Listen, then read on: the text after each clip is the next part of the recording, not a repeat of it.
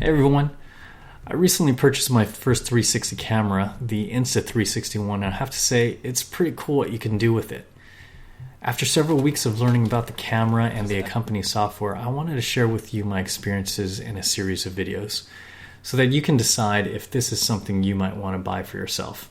I think it's pretty cool, but it's not for everyone, and in this particular video I did want to share some footage from a bike ride I had with the Santa Rosa Cycling Club up here in Northern California. Hopefully you'll get a flavor of what you can capture with a single 360 camera mounted in one single location. In my case, it was mounted under my Garmin 820 bike computer using the K-Edge out front Garmin mount. Alright, without further ado, following is the little video montage I put together. Hope you enjoy it.